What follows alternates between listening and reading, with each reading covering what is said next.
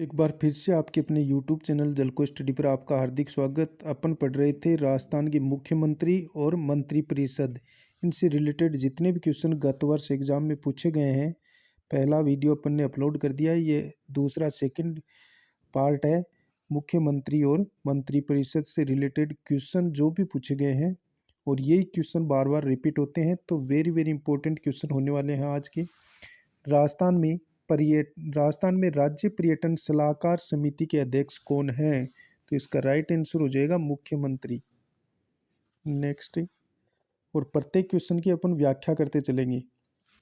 व्याख्या: राजस्थान की राज्य पर्यटन सलाहकार समिति के अध्यक्ष मुख्यमंत्री होता है। वर्तमान अध्यक्ष अशोक गहलोत है। नेक्स्ट क्वेश्चन: राजस्थान की प्रथम महिला मुख्यमंत्री का निर्वाचन क्षेत्र है?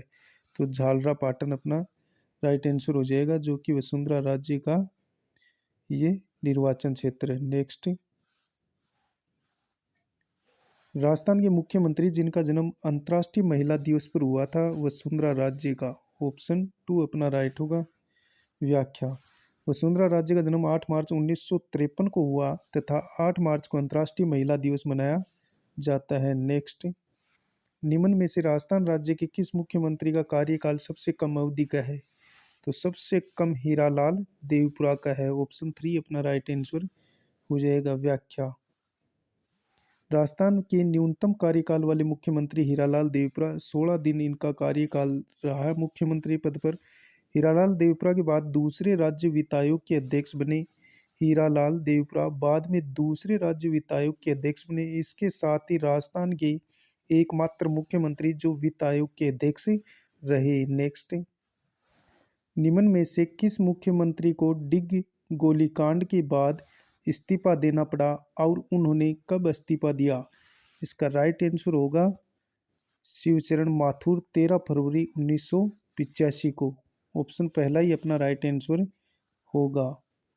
व्याख्या: शिवचरण माथुर का जन्म गुना मध्य प्रदेश में हुआ। 2 बार मुख्यमंत्री रहे, 1981 से 1985 तक, 1988 से 1989 तक। असम के राज्यपाल रहे 2008 से 2009 तक। 25 जून 2009 को इस पद पर रहते हुए इनका निधन हो गया, शिवचरण माथुर का। राजा मानसिंह का संबंध भरतपुर रियासत से था। 1952 प्रथम विधानसभा चुनाव से 1984 तक लगातार 7 बार निर्दलीय विधायक चुने गए। कांग्रेस के साथ राजा मानसिंह का यह समझौता था कि उनके सामने कांग्रेस अपना उम्मीदवार नहीं उतारेगी और राजा मानसिंह कांग्रेस का समर्थन करते रहेंगे।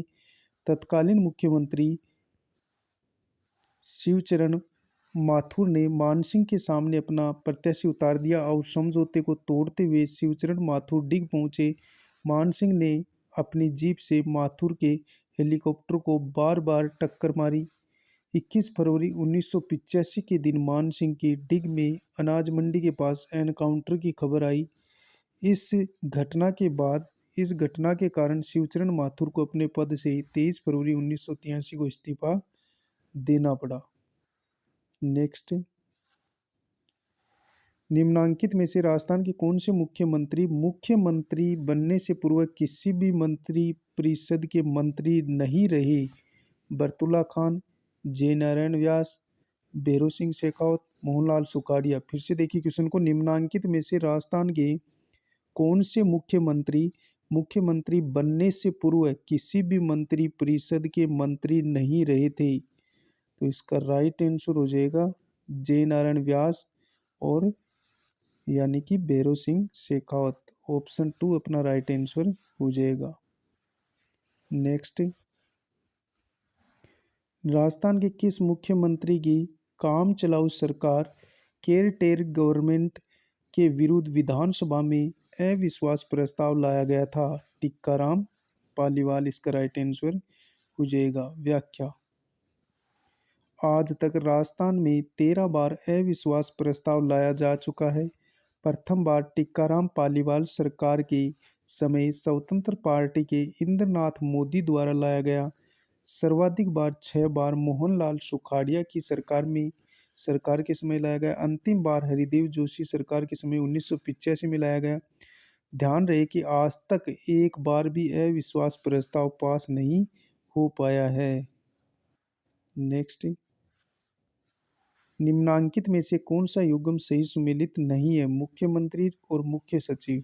मोहनलाल सुखाड़िया, इनके समय मुख्य सचिव केपी मेनन थे, बिल्कुल सही है।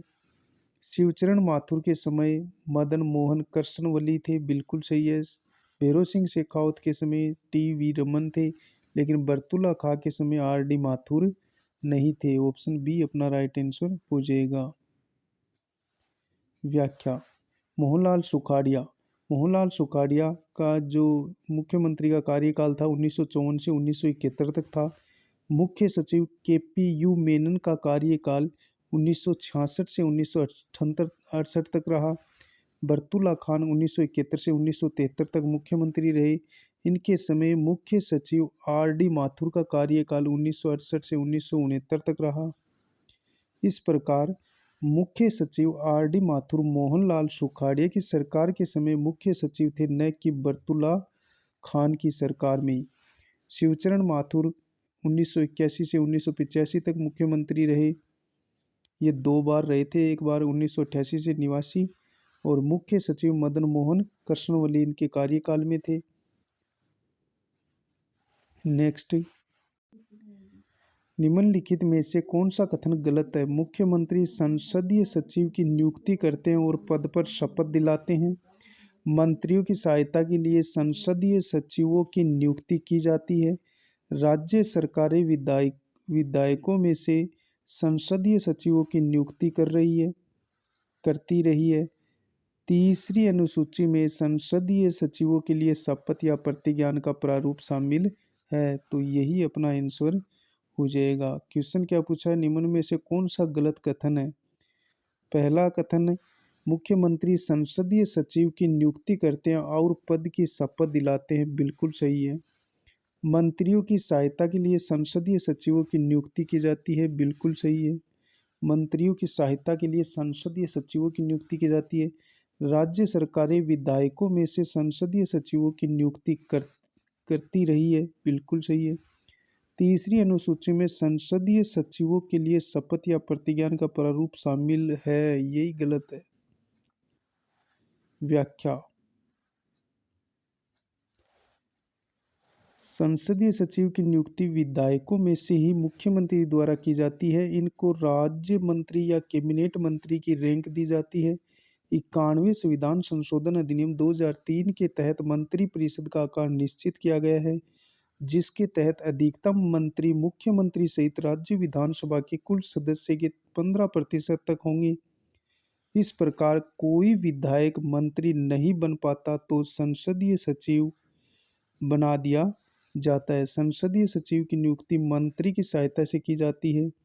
इनको शपथ मुख्यमंत्री द्वारा दिलाई जाती है, लेकिन शपथ का प्रारूप भारतीय संविधान की तीसरी अनुसूची में नहीं है। संविधान के अनुच्छेद 191 के तहत कोई विधायक या सांसद सरकार के अंतर्गत लाभ के पद पर नहीं रह सकता है।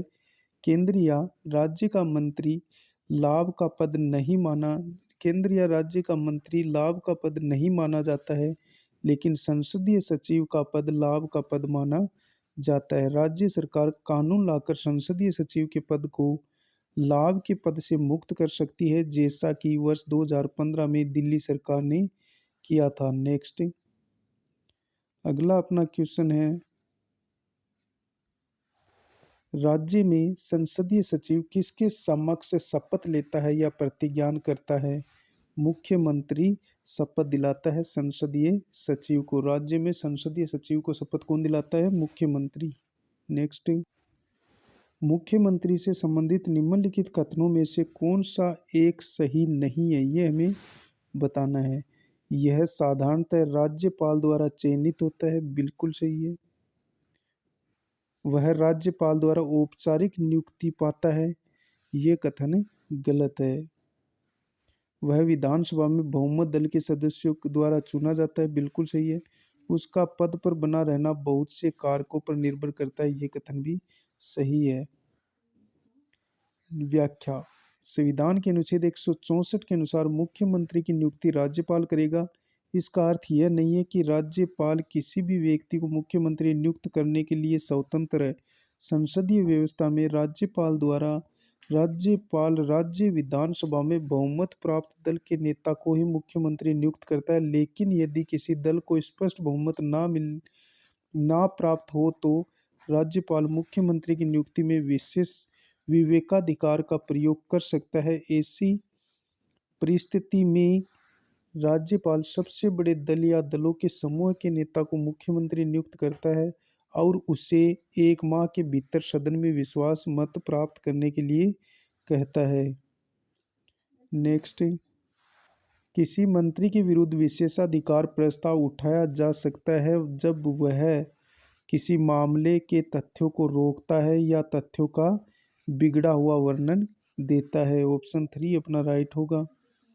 व्याख्या, विशेषाधिकार प्रस्ताव इसे किसी सदस्य द्वारा तब लाया जाता है जब उसे प्रतीत होता है कि किसी मंत्री या सदस्य ने किसी मामले का तथ्य छुपाकर अथवा गलत या विकृत तथ्य देकर सदन या उसके एक या अधिक सदस्यों के विशेषाधिकार का उल्लंघन किया है।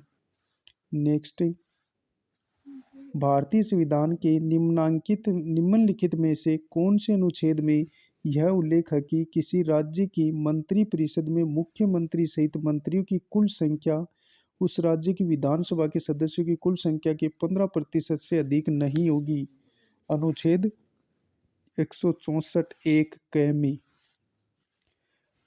नेक्स्ट, व्याख्या, अनुच्छेद 164 मंत्रियों के बारे में अन्य उपबंध। अनुच्छेद 164(1) मुख्यमंत्री की नियुक्ति राज्यपाल करेगा और अन्य मंत्रियों की नियुक्ति राज्यपाल मुख्यमंत्री की सलाह पर करेगा तथा मंत्री राज्यपाल के प्रसाद पर्यंत अपने पद धारण करेंगे। अनुच्छेद 164(1) क क्या कहता है? किसी राज्य की मंत्रिपरिषद में मुख्यमंत्री सहित मंत्रियों की कुल संख्या उस राज्य की विधानसभा के सदस्यों की कुल संख्या के 15% से अधिक नहीं होगी, परंतु किसी राज्य में मुख्यमंत्री सहित मंत्रियों की संख्या 12 से कम नहीं होगी। 91वां संविधान संशोधन अधिनियम 2003 के तहत ऐसा कहा गया है कि राजस्थान के अंदर न्यूनतम मंत्रियों की संख्या 12 होगी, अधिकतम 30 होगी। अनुच्छेद 91वां संविधान संशोधन अधिनियम 2003 के तहत प्रावधान किया गया है। नेक्स्ट, अनुच्छेद 164(1) है किसी राजनीतिक दल का किसी राज्य की विधानसभा या किसी राज्य के विधानमंडल के किसी सदन का जिसमें विधान परिषद है कोई सदस्य जो 10वीं अनुसूची के पैरा 2 के अधीन उस सदन का सदस्य होने के लिए निर्हित है, वह मंत्री के रूप में भी नियुक्त किए जाने के लिए निर्हित होगा। अनुच्छेद 164(2) मंत्रिपरिषद राज्य की विधानसभा के प्रति सामूहिक रूप से उत्तरदायी है। वेरी वेरी इंपॉर्टेंट अनुच्छेद यही है, बाकी इनको छोड़ो, याद करने की इनको कोई जरूरी नहीं है। एक ये देख लो, अनुच्छेद 164(5) मंत्रियों के वेतन भत्ते राज्य के विधानमंडल द्वारा समय समय पर अवधारित किए जाते हैं। राजस्थान के मुख्यमंत्री के अपने प्रथम कार्यकाल के दौरान श्री अशोक गहलोत ने मुख्यमंत्री का पद निम्न में से किस तारीख को संभाला था? 1 दिसंबर 1998 को। अपना पहला ही ऑप्शन राइट हो जाएगा। नेक्स्ट, अगला अपना क्वेश्चन है, निम्न में से कौन सबसे कम अवधि तक राजस्थान का मुख्यमंत्री रहा था? टीकाराम पालीवाल, बरतुल्ला खां, हीरालाल देवपुरा, जगन्नाथ पहाड़िया। हीरालाल देवपुरा अपना राइट आंसर हो जाएगा। नेक्स्ट, आपातकाल के समय राजस्थान के मुख्यमंत्री कौन थे? तो हरिदेव जोशी। ऑप्शन 2 अपना राइट हो जाएगा। आज के लिए बस इतना ही। ये थे हमारे पॉलिटिकल के क्वेश्चन। अब नेक्स्ट वीडियो में लेके आएंगे न्यू अपने क्वेश्चन। मिलते हैं नेक्स्ट वीडियो में, तब तक के लिए जय हिंद जय भारत।